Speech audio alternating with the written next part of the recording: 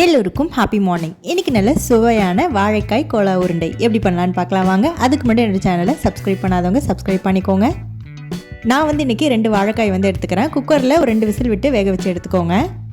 ஒரு கடாயில் 2 பெரிய வெங்காயம், 4 பல் பூண்டு, 4 வரமிளகாய் ஆட் பண்ணிக்கோங்க. பச்சை மிளகாய் கூட நீங்கள் சேர்த்து ஆட் பண்ணிக்கலாம். இது எல்லாத்தையும் சேர்த்து நல்லா வதக்கி எடுத்துக்கோங்க. வெங்காயம் நல்லா வதங்கினதும் 2 கைப்பிடி அளவுக்கு பொட்டுக்கல்லை ஆட் பண்ணிக்கோங்க. கூடவே 1 டீஸ்பூன் சீரகம், 1 டீஸ்பூன் சோம்பு ஆட் பண்ணி எல்லாத்தையும் மொத்தமாக நல்லா சேர்த்து வதக்கிக்கோங்க.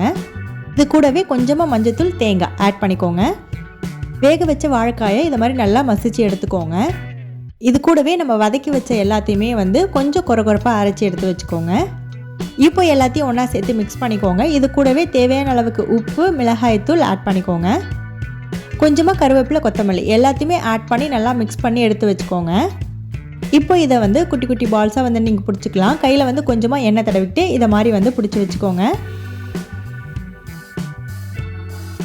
இப்போ ஒரு கடாயில் தேவையான அளவுக்கு எண்ணெய் ஆட் பண்ணிக்கோங்க. அடுப்பு மீடியம் டு ஹை ஃப்ளேம் வச்சுக்கோங்க. இதை மாதிரி ஒரு பேட்சாக போட்டு எடுத்துக்கோங்க. எல்லா சைடும் ஈவனாக ஒரே மாதிரி உங்களுக்கு வந்ததும் நீங்கள் சர்வ் பண்ணிடலாம். இதே மாதிரி எல்லாத்தையுமே பொரிச்சு எடுத்து வச்சுக்கோங்க.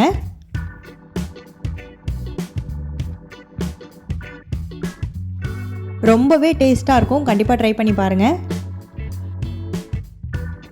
அவ்வளோதான், ரொம்பவே சூப்பரான வாழைக்காய் கோலா உருண்டை ரெடி ஆகிடுச்சு. கண்டிப்பாக ட்ரை பண்ணி பார்த்துட்டு கமெண்ட்ஸில் சொல்லுங்கள். எல்லோருக்கும் ஹாவ் அ நைஸ் டே.